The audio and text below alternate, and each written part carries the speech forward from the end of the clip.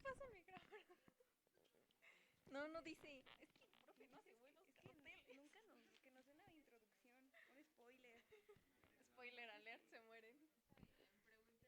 Dices, le dices que se presente, que no está el profesor. Bueno, no se escucha. Dices que, o sea, la ¿Ya? ya, va, o sea, la presentas Pero de deja que por... quién y ya dices que se puede pasar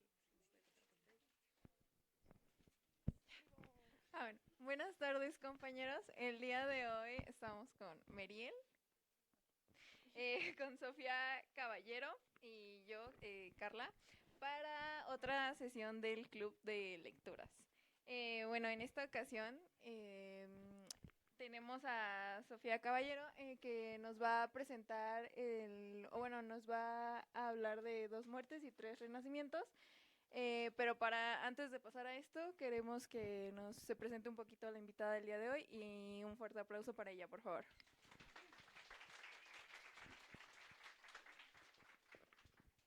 Bueno, hola a todos. Es un gustazo estar acá.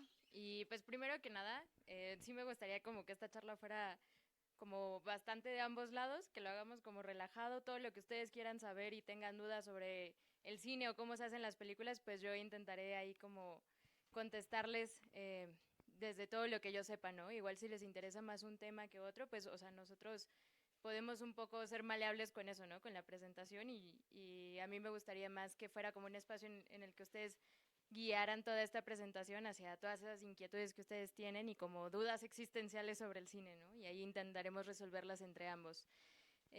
Pues nada, yo soy Sofía Caballero, yo estudio dirección de cine en el Centro de Capacitación Cinematográfica, estoy en el tercer año y antes de eso yo estudié un bachillerato en teatro, entonces sobre todo enfocado a la actuación, pero también enfocado como a la escritura de teatro, ¿no? En la dramaturgia.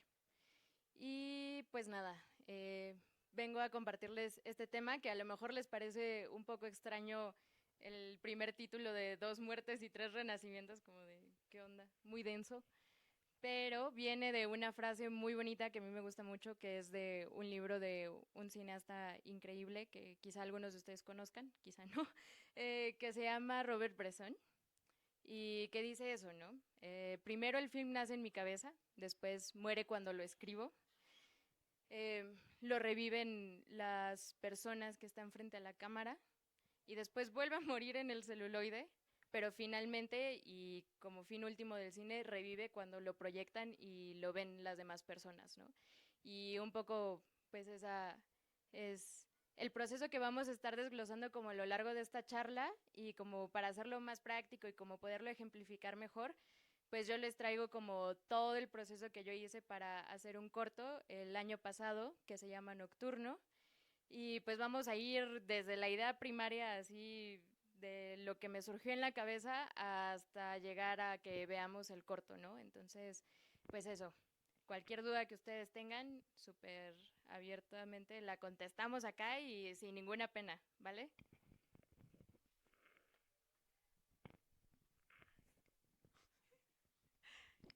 Bueno, ay. Antes de comenzar quisiera saber el hecho de por qué te quisiste enfocar en el cine. ¿Cuál fue tu gusto por él?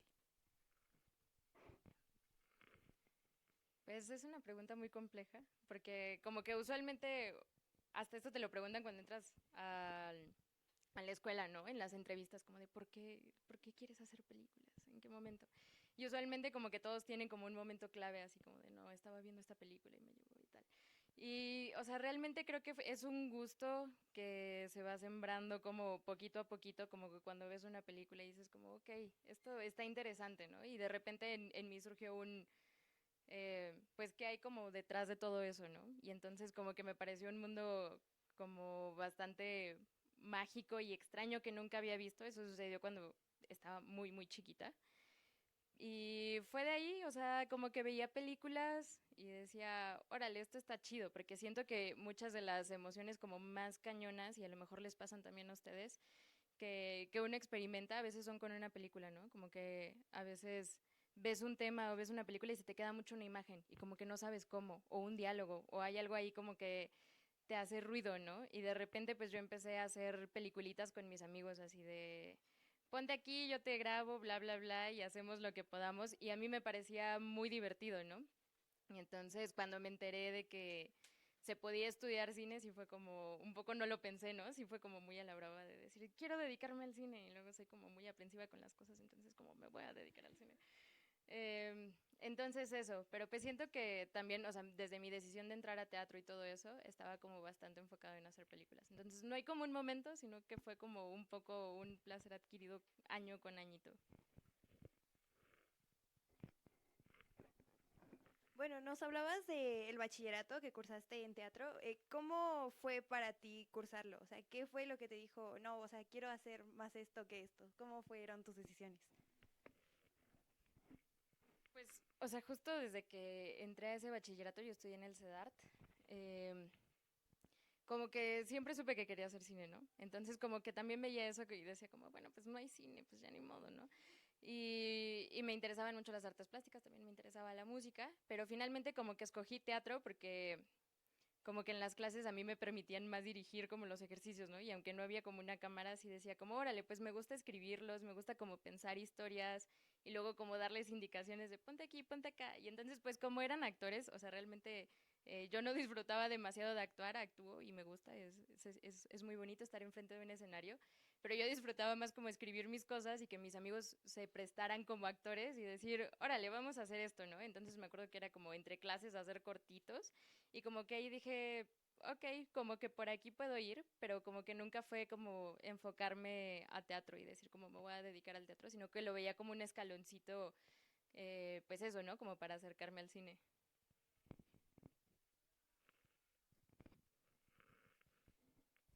¿Consideras que esta carrera tiene muchos obstáculos en cuestión de la sociedad? Y también si es, bueno, en mi caso yo siento que es una carrera de que, aparte de que necesitas mucha determinación, también necesitas mucho presupuesto, porque siento que le tienes que meter mucho si quieres conseguir algo bien. Entonces, en tu caso, ¿cómo solucionaste esos conflictos? O sea, sí está complicado, porque o sea, afortunadamente yo tuve el apoyo de mis papás, que sí me dijeron como, bueno, si estudias cine, pues ya, ¿no?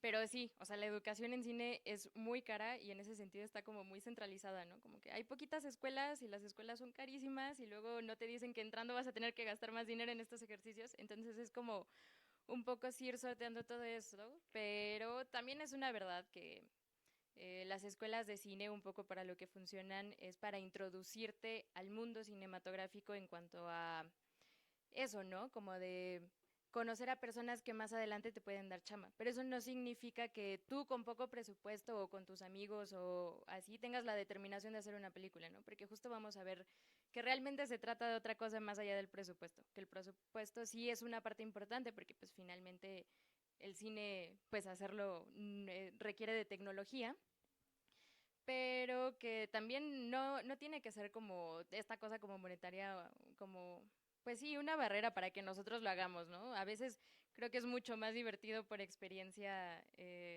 hacerlo como con tus compañeros y con lo que tengas y hacerlo a la brava y decir, aquí sí, y si me corren ni modo, ¿no? A veces es el cine más rico, ¿no? Que hacerlo como con todos y sentarte en tu sillita de director y tener tu monitor y decir, sí, a ver, díganle a él que me traiga esto y que se mueva para acá.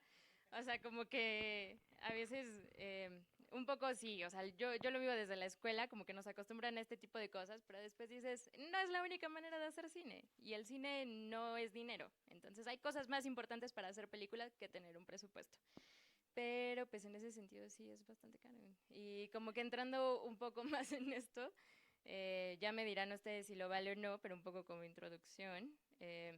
Este es un cortometraje que ya corte final dura como 9 minutos y cachito. Son 2 días de rodaje y todo eso implicó un presupuesto de más o menos como 45,000 pesos. Entonces ya me dirán si vale la pena o no. Entonces ya lo verán y me dirán si, híjole, no se ven o sí se ven y ya me dedico mejor a, no sé, a otra cosa, ¿no? Esa es la frase que les decía, ¿no? Mi film nace primero en mi cabeza, muere en el papel, lo resucitan las personas vivas y los objetos reales que mueren en el celuloide, pero que colocados en cierto orden y proyectados sobre una pantalla, se reaniman como flores en el agua. Es muy romántico, pero es muy bonito, y sobre todo esta parte que es mi parte favorita de hacer películas, que es colocarlos en cierto orden y proyectarlos sobre una pantalla. O sea, eso hace como al proceso de edición, o también lo llamamos montaje, pero pues ya lo veremos más adelante. Entonces, bueno, primero me gustaría más bien hacerles una pregunta a ustedes y a todos los demás, que es, para ustedes, ¿qué es una película? Así como examen, ¿no? Así, a ver. No, no es cierto. A ver, aquí no hay como opciones buenas, opciones malas, porque creo que ni siquiera yo con 3 años estudiando esta carrera sé realmente qué es una película, pero construyámoslo entre todos, ¿vale? Entonces, a ver, cualquier cosa, lluvia de ideas, lo que se les ocurra. Sí.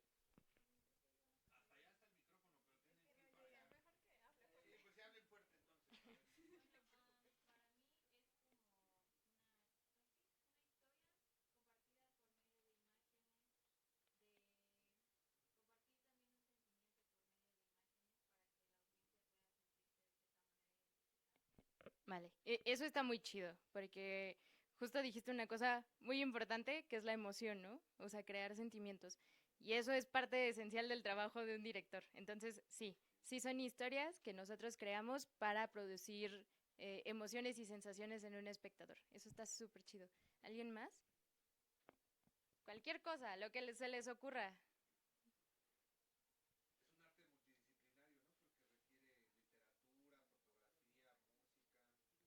Sí. Algo así.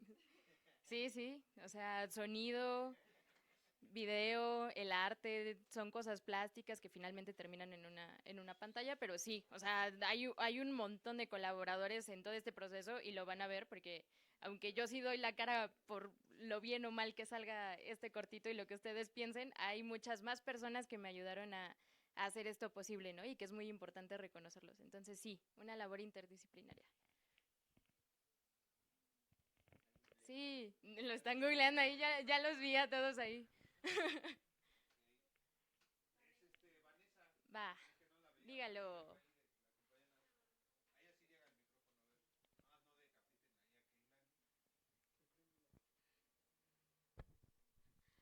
Bueno, creo que en su mayoría también puede llegar a ser una crítica social reflejada de manera sutil, ya sea con metáforas o comparaciones. Sí. No, pero completamente de acuerdo. O sea, también parte de nuestra labor es qué voy a decir, ¿no? Y eso es bastante importante. Y en ese sentido, ¿ustedes qué creen? ¿Que hay mensajes que valen la pena contar y otros que no? ¿Sí? O sea, si yo quiero hablar de por qué me encantan los perros y alguien habla de por qué tenemos que derrocar al patriarcado, ¿ustedes creen que sí valga más uno que otro? ¿No?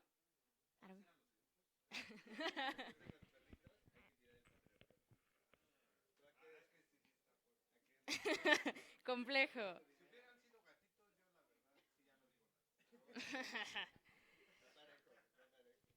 Pues un poco como que todas esas son las cosas como a las que nos enfrentamos desde dirección, ¿no? Porque un poco nuestra visión como directores y como cabezas creativas de todo este proyecto, eh, pues es importante tener claro eso, ¿no? Un qué quiero decir y siempre tener una posición eh, fuerte y clara sobre lo que vamos a hablar, ¿no?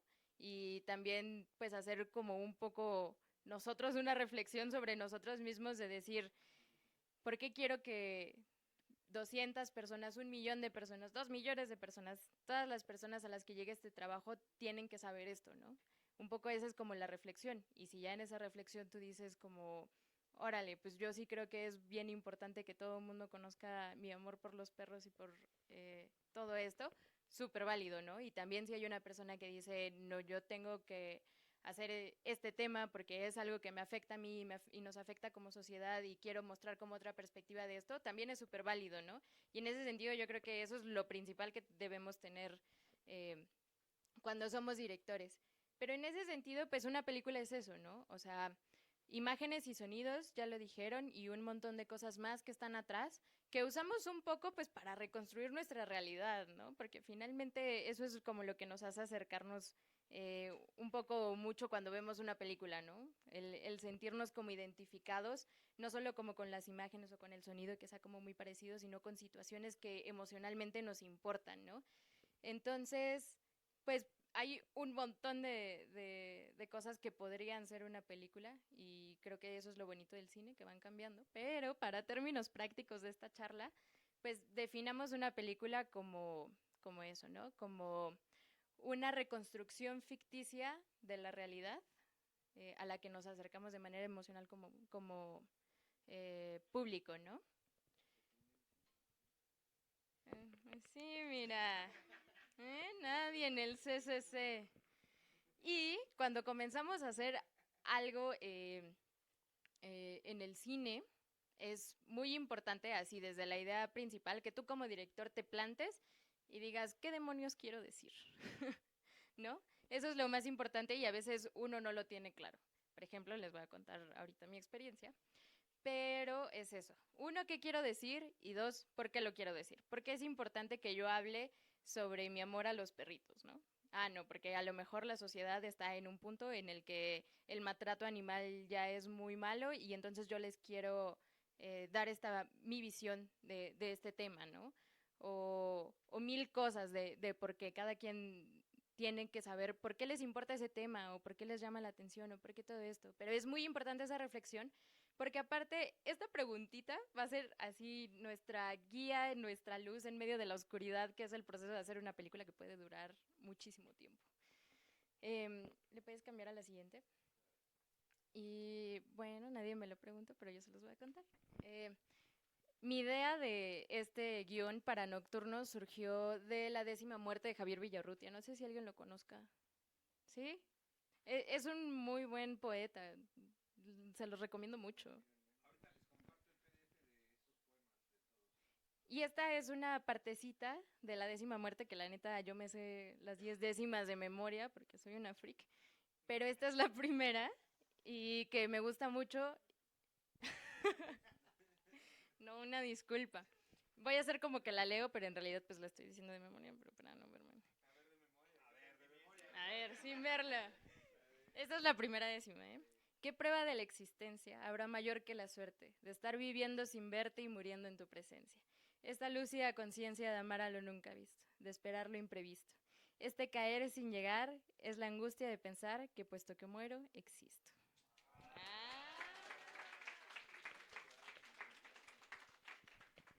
Bueno, fue eso. O sea, cuando yo leí ese verso cuando tenía 13 años, yo sí dije, no ma, primero, a ver, espérame, déjalo leer otra vez para ver si no lo malinterpreté. Y luego sí dije, no manches, a mí una cosa, y aquí vienen como un poco a compartir mis issues con ustedes, a mí me daba mucho miedo morir cuando yo estaba muy chiquita. O sea, cuando me hice consciente de la muerte, sí dije, no ma, que un día puedo dormirme y no volver a despertar. Así bien denso, ¿no? Ya mejor mándenme a terapia.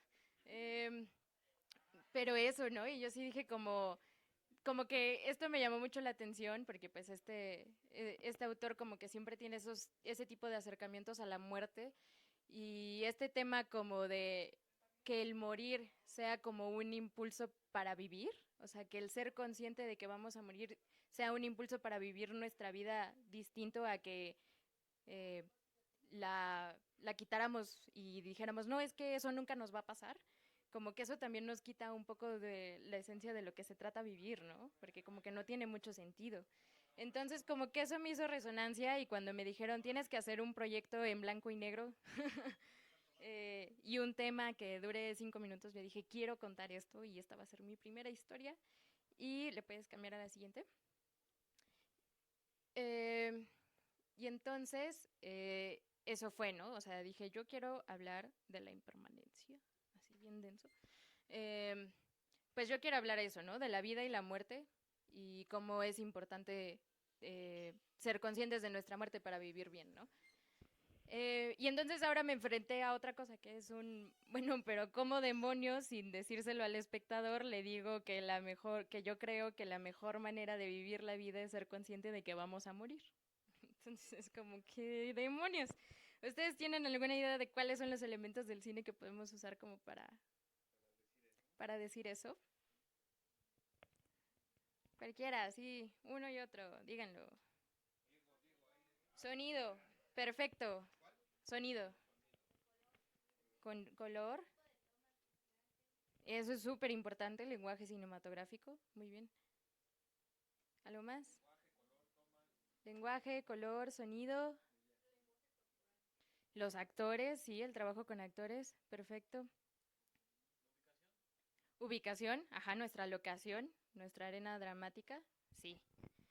Pues justo, como que todas estas cosas se engloban en algo muy bonito, ¿no? Que va a ser el guión.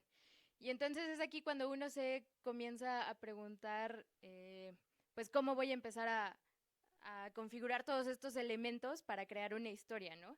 Y en este sentido, estos son como un poquito los pasos que a ustedes les pueden ayudar como, pues eso, ¿no? Como a encontrar una historia, porque muchas veces, pues eso, la inspiración nace de distintos lugares, ¿no? Por ejemplo, y muchas veces pues puede ser una combinación de estos tres, ¿no? Como les voy a explicar un poco en mi caso.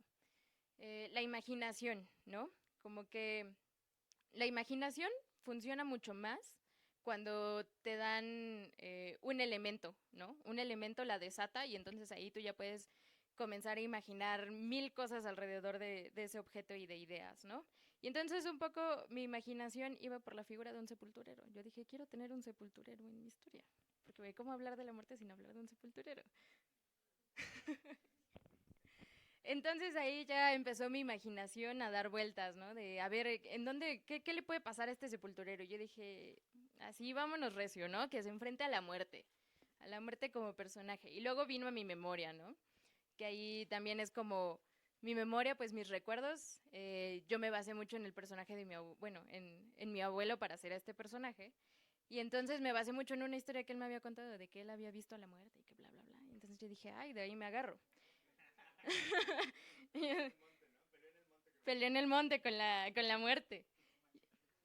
Exacto, y entonces ahí ya se conjugó como mi imaginación con la memoria que yo tenía. Y después me fui de stalker ahí a 1000 cementerios a ver a los sepultureros, ¿no? Y a ver qué hacían y a ver cómo se comportaban y así.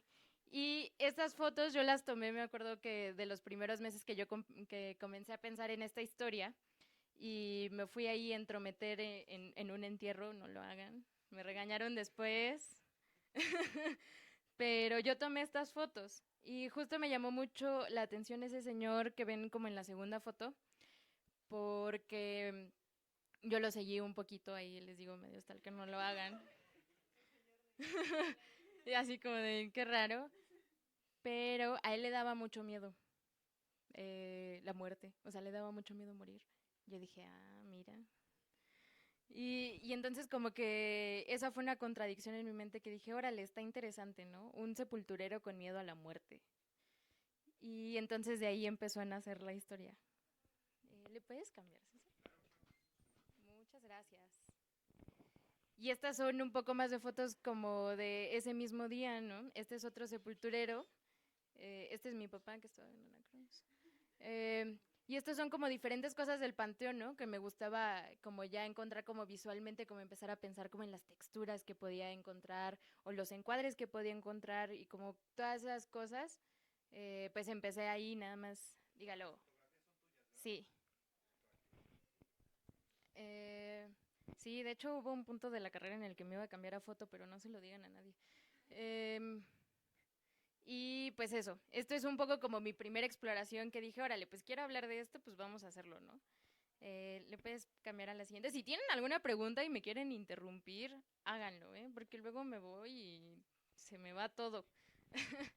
Y bueno, y luego como que con todas estas ideas había una maraña en mi cabeza que dije, ¿cómo demonios aterrizo esto a una historia? O sea, sigo sin saber muy bien, sí, un sepulturero con miedo a la muerte, pero ¿cómo lo expreso, no? Y entonces esta es un poco unas claves que igual si ustedes tienen historias lo pueden ocupar, que es, ¿a quién le pasa esto? Y hagamos el ejercicio como un poco con lo que yo hice. Es, ¿a quién le pasa esto? Mi protagonista se llama Ernesto. Entonces, a Ernesto, un viejo sepulturero, porque aparte me parecía importante que fuera viejo, que estuviera como en el ocaso de su vida. A un viejo sepulturero, ¿qué le pasa? Está muy enfermo, ¿no? Está muy enfermo y no quiere morir. Y luego, ¿qué busca? ¿Cuál es su objetivo? Eso, ¿no? O sea, él quiere recuperar su vida, él no quiere morir.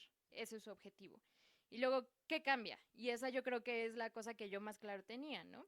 Que de pasar de tener este miedo brutal a la muerte, Ernesto tenía que aceptarla y vivir más feliz su vida. O sea, terminar, decir, órale, si me queda poco tiempo, vamos a darle caña a esto, ¿no? Y eso eran las cosas que yo tenía bastante claras y con eso ya se me hizo mucho más fácil empezar a estructurar qué le tenía que pasar a Ernesto para que, uno, esta historia hacia su objetivo fuera difícil y al final esas dificultades a las que se enfrentara en todo el camino le mostraran que no tenía que sumirse en la angustia y que tenía que vivir, ¿no? Entonces, esto es importante. Entendemos que el director quiere decir a través de cómo reacciona el personaje frente a una situación que está fuera de su control.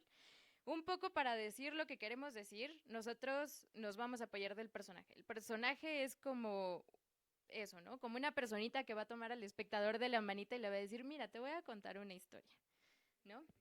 Entonces, una palabra como más fifi para eso, como vehículo emocional, pero pues la neta es el personaje agarrando de la manita al espectador y decirle, mira, ven, vamos a ver esta historia. Entonces eso, todo lo que le pase al personaje, un poco el personaje va a ser el reflejo del director. Y cada personaje puede tener como una parte distinta de ese director, ¿no? O sea, como la parte enojada, la parte que está de acuerdo, la parte que está en desacuerdo con el tema. Mil cosas. Entonces los personajes son el principal vehículo que nosotros tenemos para contar esta historia. Entonces lo que les pase tiene que mostrar eso. Tiene que mostrar la angustia de Ernesto, el que no quiere morir y que al final él dice, órale, va, vamos a darle a la vida como se debe, ¿no? Y entonces le puedes cambiar de perspectiva, please. Si voy muy rápido, igual díganme, ¿eh? Porque no me siento que va. Y esto también es como un punto como muy importante que ya alguien lo había mencionado, que es la emoción, ¿no? Nosotros trabajamos con emociones. Y por eso, y aunado a todo esto que decíamos de qué temas se pueden contar y qué temas no, en alguna parte de mi carrera un profesor de guión, al que quiero mucho, me puso esta reflexión, ¿no? O sea, no es verdad que podemos escribir de cualquier cosa que conoces, ¿no? Todos conocemos mil cosas y con toda la tecnología podemos acceder a mil temas, ¿no? Y podemos contar una historia de Japón, una historia de un personaje que está en Australia, en Alaska, en el Polo Norte, en donde sea. Nosotros podemos contar todas esas historias con la información que tenemos y porque lo leímos en un libro y claro que tenemos derechos si es lo que queremos contar. La cosa es que, al menos para mí, no es suficiente nada más conocerlo, ¿no? Sino que realmente tiene que haber una emoción de por medio. Si la historia no te mueve, y porque aparte el hacer cine es una cosa que te puede llevar 4 años filmar una película, o 10, o 20, o 6 meses, pero es un proceso largo. Entonces, te tienes que sentir ahí emocionalmente, que sea algo que te mueva y que dices, tengo que contar esto porque si no, no duermo en la noche. Ahí sí, ahí es. Y esa historia son las que valen la pena contar, ¿no? Y sobre las que valen la pena poner el ojo. Y siguiente, please. Y pues nada, si quieren rapidísimo, nada más necesito una persona que sea... ¿Le puedes hacer como...? Sí, please, a la primera hojita. No es mi primer draft, es el último, pero todo esto del personaje y a lo que se enfrenta y tal, está expuesto aquí. Entonces, no sé, ¿quién quiere ser Ernesto? A ver.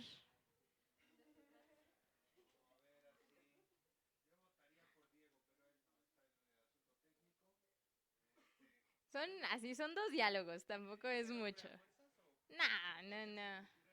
Sepulturera, le cambiamos. Ernesta.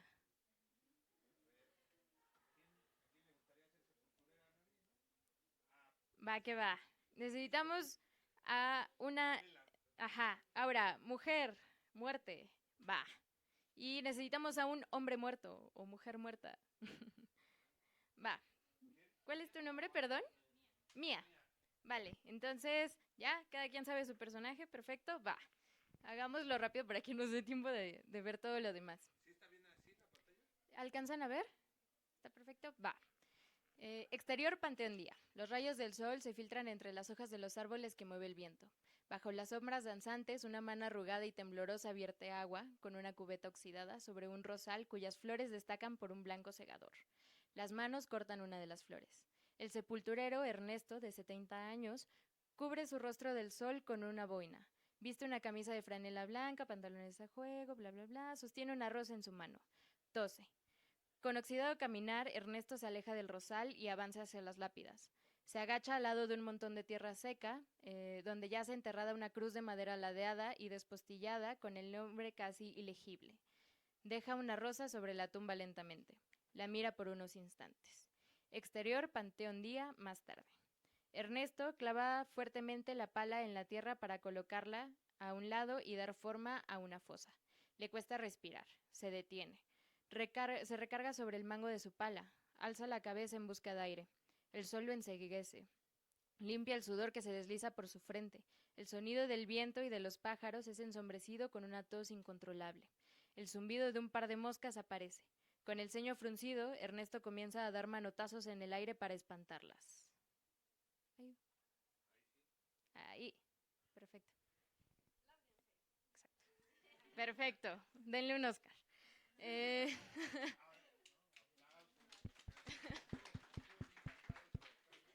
Bien, bien, bien. Aquí puro actor de método. Exterior, Panteón Día, más tarde.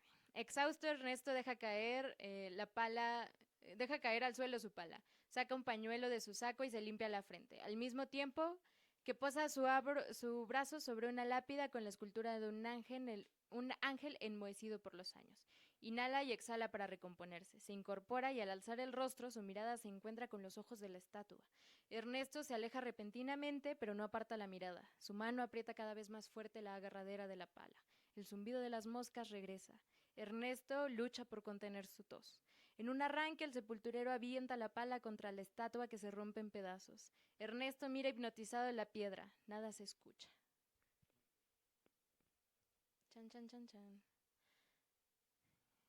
Exterior, Panteón, noche. La oscuridad es absoluta. Mezclada con una ráfaga de viento, la voz de una mujer de 30 años se hace presente.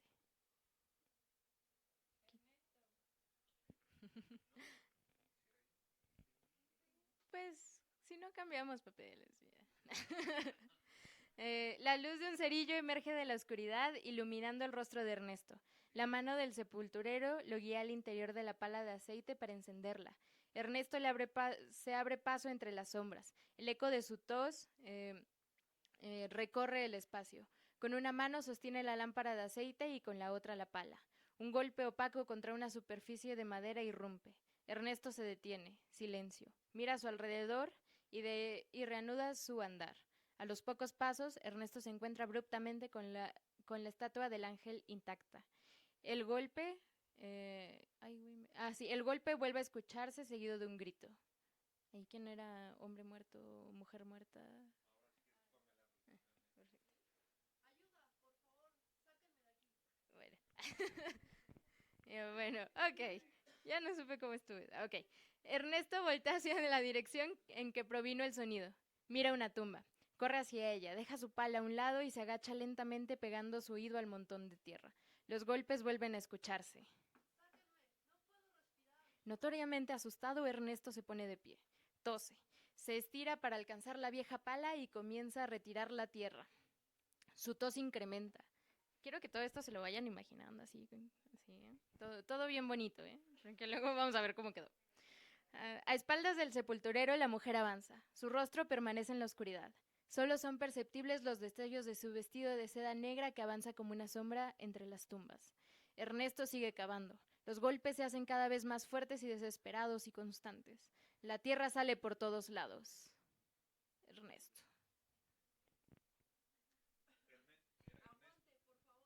Exacto. Hasta ahí. Los voy a dejar en suspenso para no spoilearles todo, Pero esas son las 2 páginas iniciales del guión, son 4 en total, pero estas son las 2 primeras, ¿no? Entonces vamos a ir a ver cómo pasamos de esto a, pues a darle vida, ¿no? Aquí vamos en la primera muerte, ¿no? O sea, la historia nace en mi cabeza, muere en el papel, ahí vamos. Siguiente. Bueno, esta es otra escena del guión, pero los voy a dejar en suspenso, la neta. El guión es el primer acercamiento a cómo se ve y se escucha la película. Pues si lo hice bien o lo hice muy mal, ustedes se imaginaron todo lo que leímos, ¿no? Y tienen ya como una idea de cómo se vería y cómo sonaría y cómo se ven los actores y tal, ¿no? Entonces eso es importante y ahorita vamos a ver, ¿no? Porque pues esa es la primera vez que el crew se acerca a la historia, ¿no? O sea, también esto es lo primero que leemos y entonces todos en su cabeza, yo creo que aquí hay, de esas 2 paginitas, hay tantas variantes como cabezas que estamos aquí, ¿no? Entonces es un poco cómo unificamos eso y esa es la labor del director. Entonces, pues vamos a darle vida a ese guión, ¿no? Y pues parte de eso. Antes de comunicárselo al espectador, nosotros como director tenemos que comunicárselo al crew. Entonces, ¿cómo vamos a hacer eso? Yo les traigo 4 puntos que a lo mejor y nos ayudan, que es las referencias visuales y sonoras que nosotros tengamos como directores. Luego, una cosa muy bonita que es el storyboard, que les voy a enseñar más adelante. Luego, la elección de los personajes y el proceso de casting. Y finalmente, la locación, ¿no? También ya se mencionaba, ¿no? Como en dónde sucede esto, y eso es muy importante. Y primero, quiero hacer un jueguito. Aquí tenemos 3 imágenes distintas. Ustedes ya leyeron las 2 páginas del guión. Ahora, ¿quién votaría por que esa historia sucediera en un panteón como este? ¿Manitas? ¿No? 1, 2. ¿2 personas? Va. Ustedes van a ir haciendo como fuera la película y ya al final yo les voy a mostrar cómo salió. La segunda, en un día de muertos. 7, 1, 2, 2, ajá. ¿No convence todavía? La tercera, un panteón creepy. Muchos, demasiados, la mayoría. Bueno, ok. Pues esta es una cosa como bastante importante, ¿no? Porque el qué vamos a elegir de estos 3 es uno lo que quiero decir, ¿no? Si a lo mejor lo que quiero es que esto se vea muy bonito y que entonces la muerte se sienta como una cosa muy bella, muy idílica, muy calmada, muy romántica, pues a lo mejor y podemos escoger esto, ¿no? A lo mejor si queremos como algo más vacío, más tal. Si nos llamara la atención, por ejemplo, que esto sucediera en Día de Muertos y nos gustara como esta reflexión acerca de lo que significa, como algo mucho más mexicano a nivel estético y tal, escogeríamos la tercera, ¿no? Y si quisiéramos plantear pues una perspectiva muy creepy, muy angustiosa de la muerte y como este miedo, elegiríamos la segunda, ¿no? Y cada una traería consigo como distintos retos, ¿no? Y distintas emociones, sobre todo en el espectador. No es lo mismo poner un sepulturero aquí, ¿no? Y ahí ya interviene un montón de cosas. Y bueno, pues ahí se van a dar cuenta de más o menos por dónde fue mi elección. Por la creepy. Estas fotos son tomadas completamente de la carpeta de producción. O sea, esto fue lo que yo les enseñé a mi fotógrafo, a mi productora, a mi diseñadora de arte. Supongo que muchos de ustedes han visto Lighthouse. Entonces, todas estas fueron mis referencias visuales. Entonces yo dije, yo sí quiero que se vea bien creepy, que haya poquita luz, que sea como esta cosa muy de claroscuros. O sea, esa es la sensación que yo quiero dar, ¿no? Una angustia muy cañona. Y con eso en mente, esta fue la propuesta que me hizo mi diseñadora de arte, ¿no? Que esto es un mood board de arte. Estas eran las texturas que iba a tener Ernesto, ¿no? Como eso, una persona vieja, las manos arrugadas y eso tenía que ver como con el cómo se veía la madera, el cemento enmohecido, la tela roída, la tierra, todo oxidado, todo lo que iba a tener, ¿no? Como que esta era la paleta de... Sí, dígalo. Ah, esa sí no. Y yo, esa sí no, eso sí no. La de Willem, yo fotografía Willem Dafoe.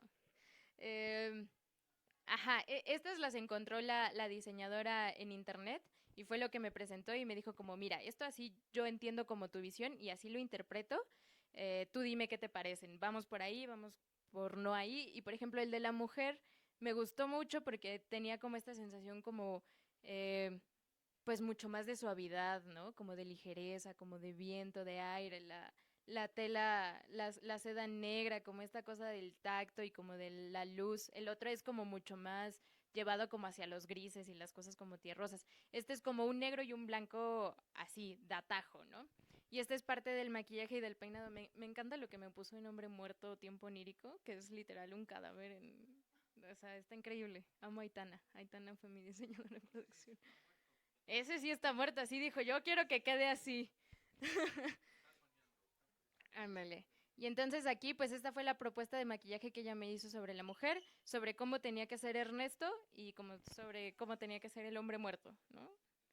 ¿Le pueden echar el siguiente? Y con eso, pues ya comenzamos a ver, ok, como así queremos que se vea y esto es lo que tenemos, ¿no? Y entonces esa fue nuestra idea principal. Nosotros dijimos, bueno, los sepultureros de hoy en día seguramente tienen su trajecito que dice Ciudad de México, no tires basura, una cosa así. O sea, que sí tienen así como, ajá, naranja, verde, gris. Entonces nosotros dijimos, pues la neta, yo creo que no nos conviene situar la historia en una época actual, ¿no? O sea, como que estéticamente como que nos está llevando por otro lado. Entonces Aitana me dijo, ¿qué te parece si lo hacemos como un sepulturero medio de los años 30, ¿no? Y entonces esta foto más o menos como que corresponde a ese estilo que nosotros queríamos. Y entonces comenzamos a ver qué prendas podían como darnos esa cosa de lo que nosotros teníamos en la escuela, que es una bodega de arte. Y esto fue lo que puso Aitana, le empecé a cambiar. Y continuando con esa propuesta como de hacerlo todo como en un tiempo como pasado, Aitana, la diseñadora de producción, me dijo, ¿qué te parece si conseguimos algo así para la mujer, ¿no? Que sea una muerte no de hoz y guadaña y calavérica y así, sino hacerla como una mujer muy bella, ¿no? Y como muy elegante y muy sombría en ese sentido. Entonces, eso me pareció. Y estas también eran como unas cosas de conceptualizar, porque como ustedes leyeron, hay una parte que sucede en el día y hay otra parte que sucede en la noche, ¿no? Entonces, este es un poco el estilo que buscábamos para las cosas del día, las rosas, el cómo se tenía que ver la textura del suelo, las moscas, Clara. Espérate, ya, no me apures. Las moscas, 40 minutos. Ok, vamos a darle esto. Ok, va. Eso, entonces sí, ya avanzale a la siguiente. A ver, avánzale. Bueno, como dijeron, otro de los elementos que nosotros ya tenemos, que se puede ir vislumbrando desde el guión, en la manera en cómo escribimos, en cómo describimos las cosas, ¿no? Si describimos que hay 1000 tumbas y tal, no vas a mostrar 1000 tumbas en un primer plano que solo es la cara del sujeto, ¿no? Así, ¿cómo vas a ver en ese plano que hay 1000 tumbas alrededor de la persona, ¿no? ¿Ustedes qué plano elegirían como para presentar las 1000 tumbas que hay alrededor? Exacto. Entonces, pues es un poco así, o sea, no es tan complicado aprender lenguaje. Sí, ¿no? Es muy corto, o sea, realmente todo se hace como en torno a la cosa. Y es eso, ¿no? Uno como escritor y cuando un director escribe el guión, como que un poco ya está pensando en eso, ¿no? En cómo lo va a filmar. Y entonces desde la descripción pone, bueno, se ven 1000 tumbas, entonces tú ya sabes que lo vas a filmar así y no así. Pero de repente si pones una lágrima escurre por su ojo, ¿cuál elegirían? Primerísimo primer plano. Y si decimos, toma la pala con fuerza. Exacto, ven, ya saben el lenguaje, perfecto, ya pueden hacer películas, ya, ¿qué esperan? Entonces eso, ¿no? Como... No, háganlo con su celular, háganlo con su celular. Em, Eso. Y luego también hay una cosa como, ay, no sé, vamos a saltarnos. Esa es la parte técnica medio aburrida. A ver, síguele. Vamos a pasar a los...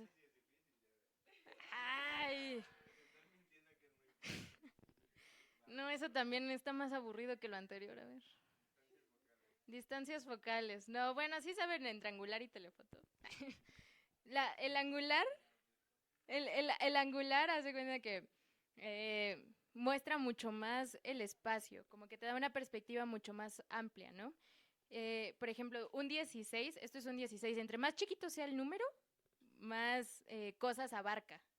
Y entre más grande sea el número, menos cosas abarca. Esto es como un 200, a comparación de un, ¿qué te gusta? Como un 20.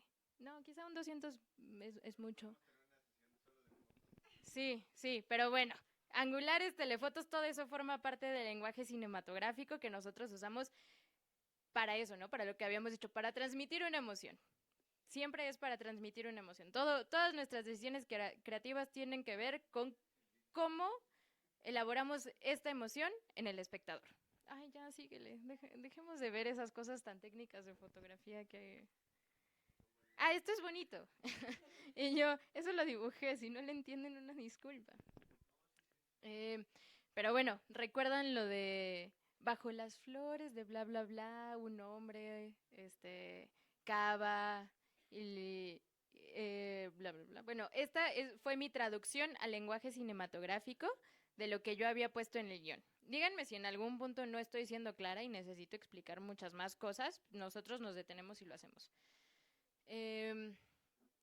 Eso, ¿no? Entonces, aquí yo dije, primero quiero ver los árboles y la sombra de los árboles y luego bajamos y entonces un zoom out hacia Ernesto cava una fosa y nuestro siguiente plano va a ser Ernesto, así lo quiero, tose y aquí empiezan las moscas así a merodearlo impresionante.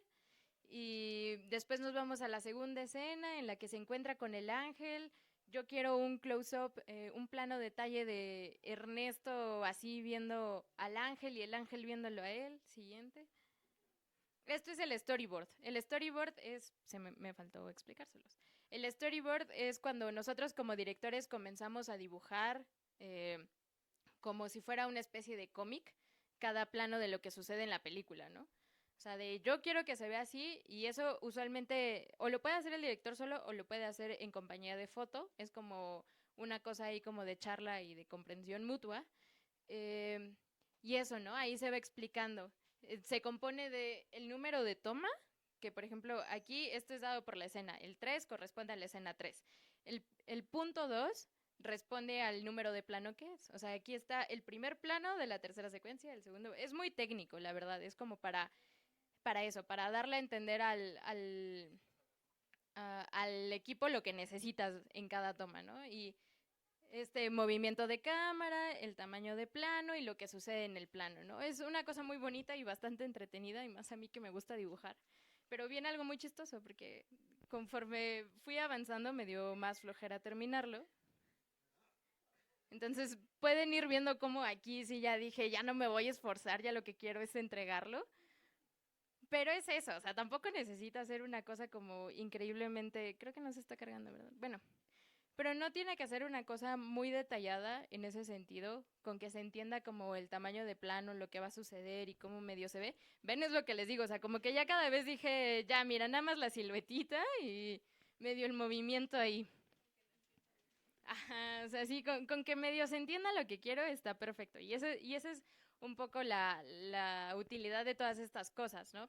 Y en este proceso de casting, déjame buscarlo. En este proceso de casting fue muy divertido porque hagamos otro juego rápido. Yo les voy a mostrar 3 pequeños castings y ustedes me van a decir a quién elegirían como la muerte, ¿va? Y ya al final me dicen como, no, te equivocaste, ¿para qué la elegiste a ella? A ver, escritorio. Va que va. Aquí les van, ¿eh? Pongan atención y vamos a hacer una...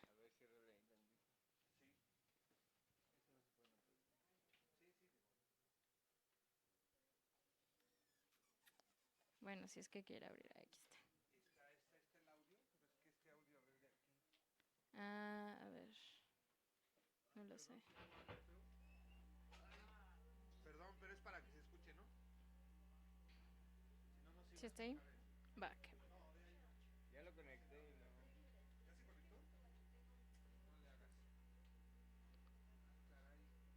¿Seguro sí conectó bien?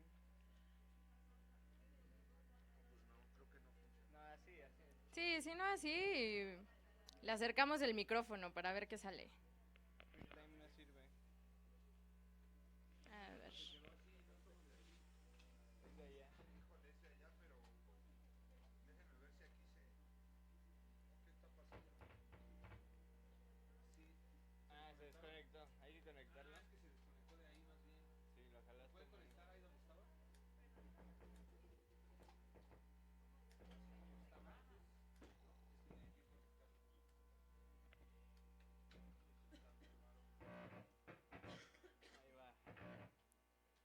Muchas gracias. ¿Ya? Pues falta uno, creo.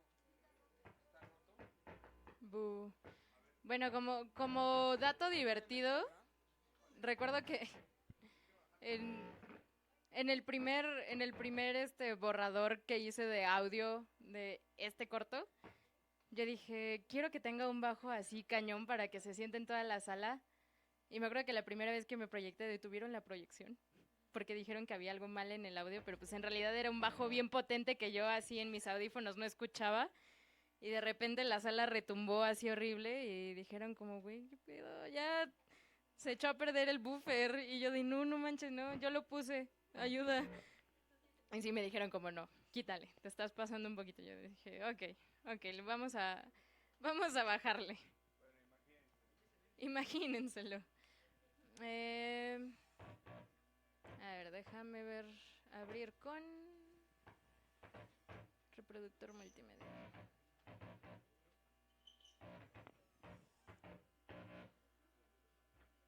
A ver, vamos a ver si aquí se ve. A ver.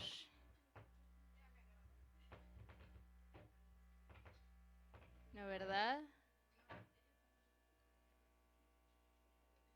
Pues si no, con que se quita el volumen y lo que dé la lap.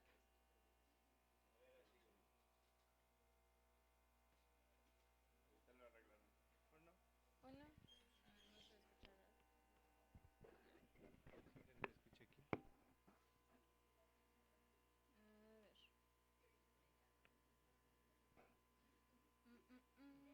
Audio.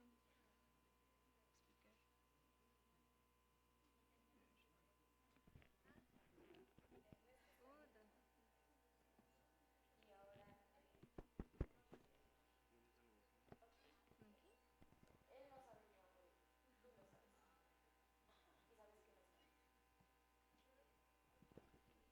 Bueno, ok. Les voy a narrar un poco lo que está sucediendo aquí porque el audio no está a nuestro favor. Aquí lo que yo le estoy explicando primero es que quiero que yo les di un texto con el que ellas tenían que llegar aprendido y íbamos a jugar un poquito como con las intenciones de ese texto. Entonces, lo que yo le dije a ella es que quería que el texto se lo dijera a Ernesto, pero que la cosa es, esa es la única oportunidad que ella tiene para decirle a él lo que le quiere decir, pero él no lo quiere escuchar. Entonces, un poco aquí la cosa bastante interesante al momento de dirigir actores tiene que ver con que nunca les des una emoción, nunca les digas como, aquí estás enojado, y entonces dilo enojado, o dilo triste. Porque cuando haces eso, usualmente, piénsenlo incluso ustedes, o sea, si les digo, hagan cara de enojados, ¿cómo es su cara de enojados? Exacto, así como, hagan cara de tristeza y todos. Entonces, un poco también eso sucede como con los actores. Cuando les dices emociones, empiezan a irse como a lugares comunes. Entonces, más bien les das como situaciones y acciones concretas que ellos puedan hacer, ¿no? O sea, como le dices, tú le quieres decir esto a esta persona, pero esta persona no te está escuchando.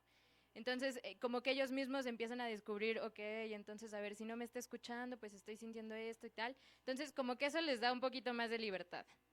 Y ella fue la primera. Y entonces, pues ahí no van a escuchar un poco lo que le está diciendo, pero pueden ver un poco su gesto y sus movimientos, que era lo que a mí más me importaba, ¿no?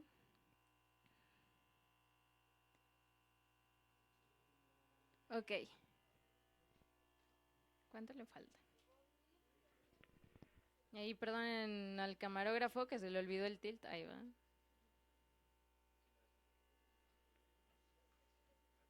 Pero bueno, esta fue la primera chica que llegó. Ahí, güey. Oh, no.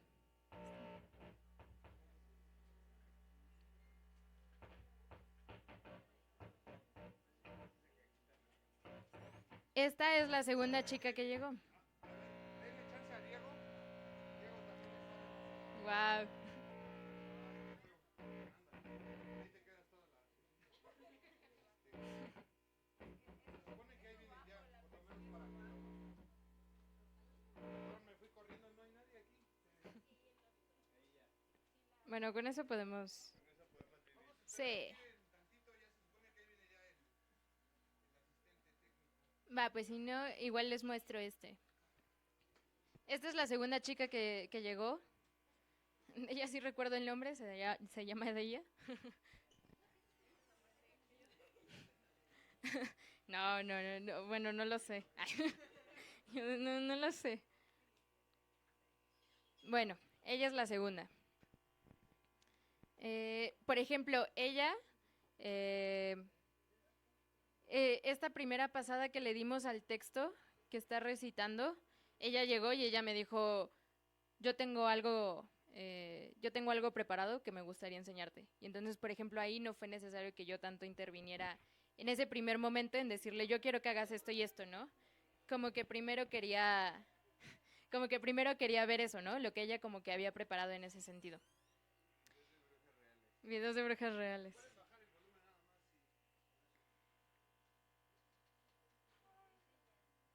Ok. Bueno. Y el que sigue. Ajá, le echó producción. Y uno ahí sí dice como, mira, comprometida con...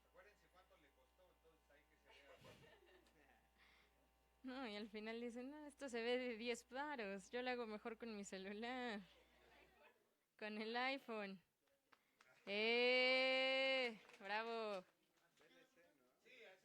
Pues...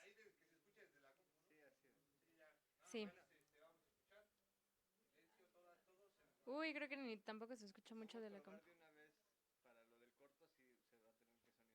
Ah, pues sí. Y ella es la tercera. No encontré lo que ella hizo para el diálogo, pero también me ayudaba a ejemplificar otro proceso que yo tenía del casting, ¿no? Que era muy corporal. Porque la mujer tiene 3 diálogos, o sea, 3 diálogos que son cortitos, o sea, en total han de ser como 20 palabras. Entonces, también lo que me interesaba mucho es cómo se iba a ver como corporalmente y cómo se movía, ¿no? Entonces, también esa era otra parte del casting. Que, bueno, ahorita no lo estamos viendo. Se lo imaginan. Eso, ¿no? O sea, como lo que ellas me podían ofrecer como a un nivel corporal y de presencia. Entonces, esta es la siguiente. Ella es Darling. Ella se llama Darling. A ver.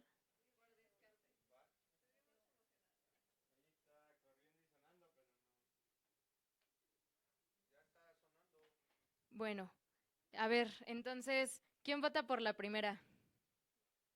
Nadie, no les gustó, es una gran actriz. Fue muy linda. ¿La segunda? Ok, muchas manos. ¿La tercera?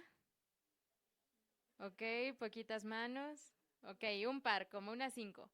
Va, pues más adelante lo descubrirán. Chan, chan, chan, chan.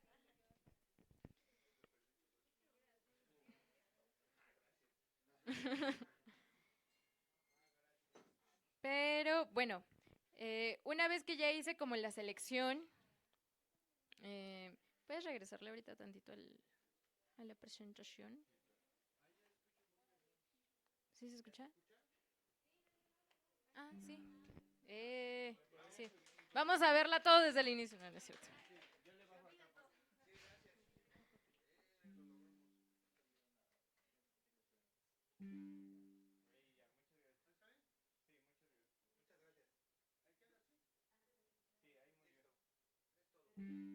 Sí. No, aquí está, aquí le puedes. Ahí está bien, y acá lo muevo. No, no, no, ya no. Aquí.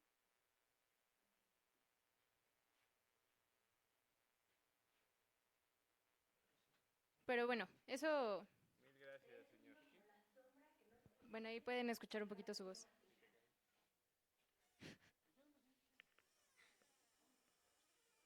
Pero esta dinámica ya acabó, ¿no? Sí, ya. Se quedarán un poco con el cómo sucedió eso. Y luego vamos acá. Bueno, después de visitar como... Sí, sí, sí. Después de visitar como loca, como todos los panteones de la ciudad, me decidí por el Panteón de Dolores y más por esta zona que, incluyendo mi locura, es la fosa común. Pero era muy bonita porque justo lo que tenía la fosa común es que estaba en una ladera y que aparte de la ladera tenía cruces muy chiquitas que casi no se veían. Entonces, pues como era fosa común, eran cruces muy chiquitas y todas muy, muy iguales, pero de todos modos era también una zona como dejada atrás, ¿no? Como medio abandonada. Entonces, estas son fotos de referencia de la carpeta, el contacto de Samuel Otero, por si alguna vez quieren filmar en el Panteón Civil de Dolores. Ah. Ahí está, ahí está. Pues supongo que son los videos que puse. Y bueno, y después siguen las pruebas de cámara. Cuando uno ya tiene, entonces, ay, güey. Cuando uno ya tiene, ¿desde allá?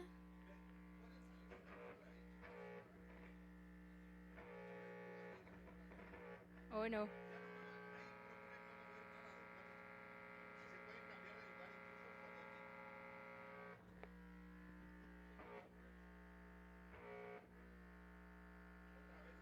Son efectos de sonido. Alguien grábelos. Siempre funcionan.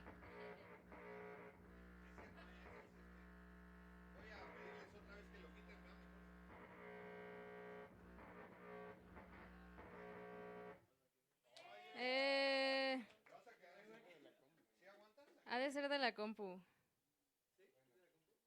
Pues no sabemos. Sí, a ver, aquí, export, pone este. Ay, güey. ¿Sí es ahí?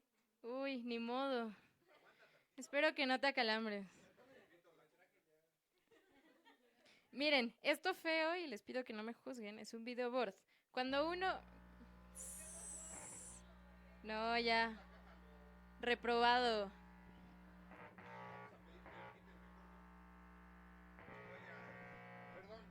No se preocupen. Entonces, cuando nosotros ya tenemos una locación y cuando aparte de todo ya tenemos actores, muchas veces está esta... Ay. Bueno, está esta posibilidad.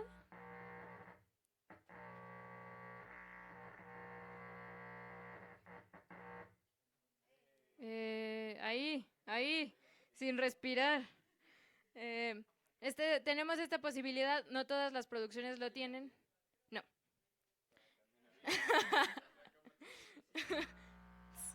Bueno, tenemos esta posibilidad de hacer una cosa que se llama un video board, que es nosotros ya tenemos cómo va el lenguaje, ya tenemos actores, ya tenemos locación, entonces tenemos la posibilidad de hacer como un cáliz de lo que sería estar ahí, ¿no?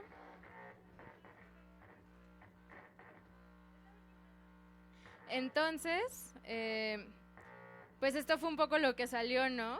O sea, como con las ideas que nosotros teníamos de cómo pueden ser los encuadres y de cómo eran los movimientos y el trazo de los actores, salió esto. Que esto que están viendo se supone que es en la noche. Y ahí se iba a caer, cuidado, ¿no? Si era un señor de 70 años, es un señor de 70 años que, híjole, la neta se la rifó. Pero bueno, eso es un poco, ese era el lugar en donde íbamos a filmar, esas eran las posiciones de cámara. Con eso nos dimos cuenta de que había cosas que no funcionaban en lo absoluto, que se veían horribles en cámara, pero increíbles en nuestro pensamiento. Y que había cosas que había que cuidar, ¿no? O sea, por ejemplo, ahí En lenguaje hay una cosa que se llama ejes, que es como para entender bien la geografía. Si ustedes lo ven con atención, probablemente digan, no sé en dónde demonios me encuentro. Porque esa era una de las cosas que más nos fallaron en este videoboard, ¿no? Como que sentías que saltabas en el espacio, como que sentías que estabas en un lugar y después estabas en otro y tal. Entonces eso como espectadores, pues muchas veces como que te saca, ¿no? Como que empiezas a preguntarte en una película como, espérate, me perdí. Seguramente les ha pasado como en una película que dicen como, ¿pero qué no estaban en un lugar distinto? ¿Pero qué no esto? ¿Qué no el otro? Y eso también nos ayuda como a ver cosas de continuidad, ¿no? Porque, por ejemplo, esto pues lo filmamos de rápido, entonces de repente hacía algo con su mano derecha que en la siguiente toma la hacía con la izquierda. Entonces eso decía como, ok, ojo ahí, porque entonces cuando haga este movimiento vamos a tener que cuidar en dónde, cosas tan sencillas como en qué mano tiene el quinqué, ¿no? Que es una cosa que, híjole, no saben. En conclusión, esto es un videoboard. Y sirve para visualizar un poco cómo va. Y sirve para cómo vamos a visualizar. Por ejemplo, esa es una prueba de cámara que hicimos perdón, me desvié. Para visualizar cómo se va a ver, cuál va a ser el trazo, cuáles van a ser las posiciones de cámara, si funcionan, si no funcionan, el ritmo de las acciones, la velocidad con la que caminan o hablan o tal los actores. Para esto sirve todo eso. O sea, es como para que veas todo lo que no va a funcionar, Exacto, pero sin tanta gente. exacto. Y sin tanto dinero. ¿Ok? O sea, esto fue así de 10 minutos caminando bajo el sol, 2 agüitas para los actores y una cámara. Entonces ahí todavía no había dinero que perder. Ajá. O sea, esta fui yo y los actores. Y entonces regresando a una cosa muy bonita, que es todo esto lo hacemos para que el día del rodaje todo salga increíble y nunca sale. Estas son fotitos que justo Cristian nos hizo favor de hacer el behind the scenes de toda esta travesía que fue filmar en un panteón a las 3 de la mañana. Así de preguntas, siempre hay una... Siempre hay una pregunta obligada cuando le digo a las personas que grabé en un panteón a las 3 de la mañana. ¿Ustedes cuál creen que sea? ¿Se apareció la Llorona? Sí. Bueno, aquí este es el actor, esta es nuestra increíble persona de arte llena de tierra. Esta es la fosa que hicimos cavar a la medida del actor y para que en la cámara se viera como a más profundidad. Esa soy yo, estos son mis zapatos. Sí. Ah, sí hay continuidad. Creo que hasta el mismo pantalón traigo, híjole. Nunca me cambio. Ajá. Bueno, este es nuestro querido actor entre mil luces, en medio del panteón, que, fun fact, también tuvimos que gastar bastante dinero en una planta de 30,000 watts para poner todas esas luces en medio del panteón. Ahí está todo nuestro queridísimo equipo, ahí se alcanza a ver Ramón, que era el protagonista, 1000 luces, y pues todo oscuro, ¿no? Qué feo. Ahí estoy yo, Ramón en la fosa. A ver, ¿qué otra cosa hay? Bueno, ahí así se veía de noche. Sí estuvo medio raro. Esto parece más como una escena de crimen que otra cosa, pero bueno, esos eran nuestros increíbles... Esos eran nuestros increíbles asistentes de cámara. Y esta es una cámara muy bonita porque pues usualmente cuando filmamos pues lo hacemos en digital, pero nosotros tuvimos la oportunidad de literalmente usar film, o sea, película, como esas análogas de rollo a las que le cambias y clic, le cambias y clic. No sé si han tomado fotos análogas, pero eso es muy bonito. Entonces, esta era una cámara de 16, entonces, aparte de eso era todo un tema, ¿no? Porque no puedes ver cómo va a quedar la imagen, te tienes que esperar hasta que la revelen y mientras todo es, ojalá y salgan monos, porque puede que no salga absolutamente nada y todo salga oscuro porque no supimos poner bien la luz, ¿no? Entonces, eso también era otra cosa. Y después de todas estas pues travesías, llegamos como a la sala de edición. Afortunadamente hubo monos y salieron bien expuestos. Y entonces aquí es una cosa que les decía que es mi parte favorita de todo este proceso, que es el montaje. ¿Alguien tiene idea de qué es la...? O sea, bueno, supongo que alguna vez han editado algo, ¿no? O sea, aunque sea así como de recortar y poner videos, ¿sí? ¿Y alguien tiene idea de qué es el efecto Kuleshov? ¿Nadie? ¿Nadie? ¿Así? O sea, me emociona porque entonces vamos a poder hacer un juego muy divertido. Bueno, el efecto Kuleshov era un maestro soviético que pues empezó a decir eso, ¿no? O sea, como de... Una explicación muy bonita que propone Bordwell es lo que sucede entre toma y toma en realidad sucede entre tus orejas, o sea, en tu cerebro. O sea, que todo el cine es una ilusión, lamento decírselos, pero pues en realidad, o sea, los fotogramas son fotos y nuestro cerebro es el que les da como la ilusión de movimiento, ¿no? No es que realmente esas tengan movimiento. Entonces lo que Kuleshov decía es que era como un poco una ecuación como bastante sencilla, que era si tú tienes una imagen y a esa imagen le sumas otra imagen después, el espectador obtiene un resultado de que su cerebro conjunta esas dos imágenes en un concepto, en una idea, en algo que nace de él, ¿no? Entonces, por ejemplo, si primero les pongo esta imagen de este señor con cara inerte y después vemos este plato de sopa, ¿a alguien se le ocurre algo que podría pensar ese señor? ¿Que no le gusta la sopa? Ok. Alguien por ahí dijo que me la voy a comer, una cosa así, ¿no? Exacto. Ajá. Ok. Bien. Eso es lo que pensamos con esas dos imágenes. Si les pongo la misma cara del mismo señor inerte y ahora una niña en un ataúd, la mató, cualquier cosa, se le apareció, está muy impactado por su muerte, está triste. Exacto. Mismo señor, misma cara. Y ahora una mujer muy bonita sentada en un sofá. ¿Qué pensamos de ese señor? Perverso. Es un psicólogo. Ok. Bien, es un psicólogo.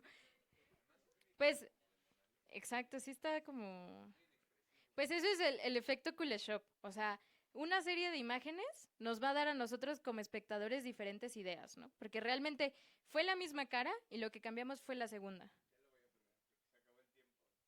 Bueno. Tenemos una iniciativa, está el corto de Sofía que creo que todos los queremos ver, pero el tiempo ahorita está reducido. Yo tengo una oferta para Sofía ahorita, que termine su charla así, y si nos permite incluso que ella con Cristian nos hagan una especie de curaduría de unos cortos que han trabajado o que puedan invitar, y los dedicamos una sesión exclusiva a cortometrajes, nada más a ver, empezando con el de Sofía que ahorita quedaría pendiente. Pero ya no lo vemos. Pero Ya no lo porque creo vemos. que sería muy abrupto, no porque no quisiéramos, sino porque nos queda poco tiempo, ya no habría ni comentario ni nada de eso, y entonces podemos tener un día específico como de un pequeño festival de cine, por decirlo así, en uno de nuestro calendario, y ustedes sí pueden, por ejemplo, cosas que nos faltan, por ejemplo, que nos recomiende directoras de cine, obras de literatura, esto me gustaría que ahorita cerráramos con esa parte, Sí, sí. y de todos modos, si pudieran venir, pueden venir, ¿saben? Y lo presentan ustedes la selección de los cortos.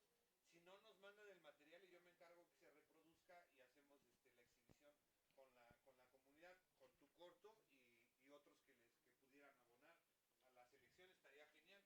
Y le daríamos más, como más demora, ¿no? Bueno, sea la exhibición, a la lectura del corto. Sí. Si está de acuerdo la autora, ¿no? También estás ya agarrando su obra y no sabemos, ¿no? No, o sea, por mí no hay problema. Ustedes se van a quedar con la duda de qué pasó, pero... Sí, está bueno, lo del suspenso es esencial también para el asunto de la narración, ¿no?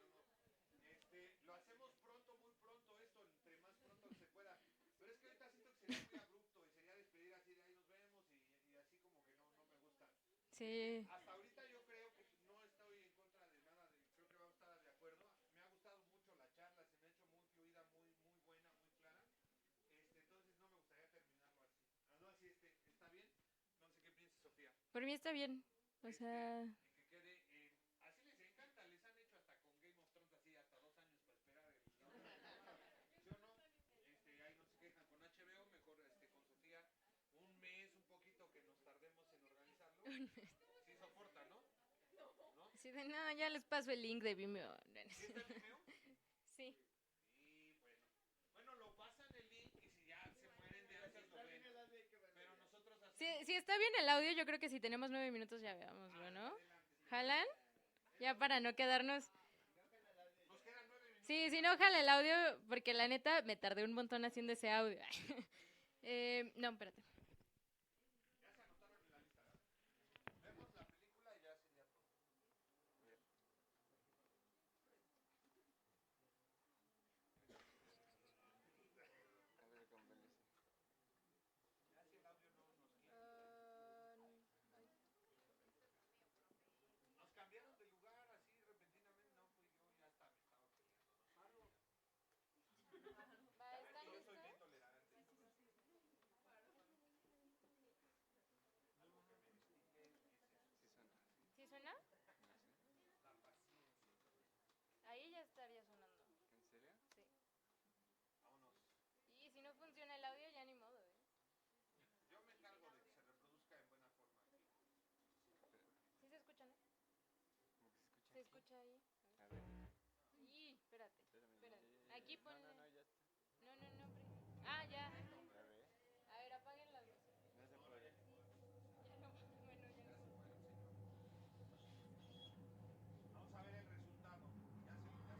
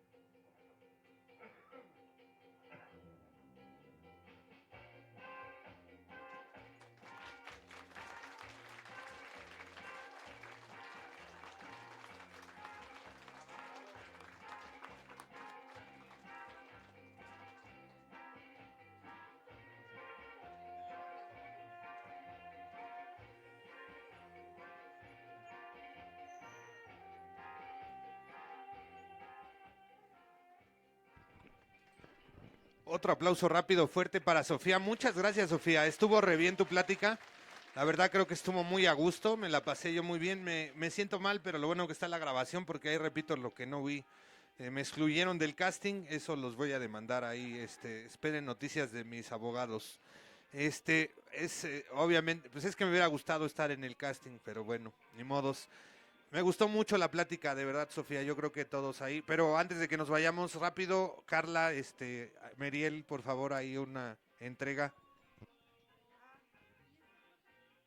Para alguien del público que Sofía decida a quién se lo regalamos. Bueno, te tenemos un obsequio para ti y también tendrás la oportunidad de elegir a quién del público darle un obsequio que tú creas que fue más participativo. Entonces, elige. Elige. Ah, sí, bueno, el primer libro. Felicidades.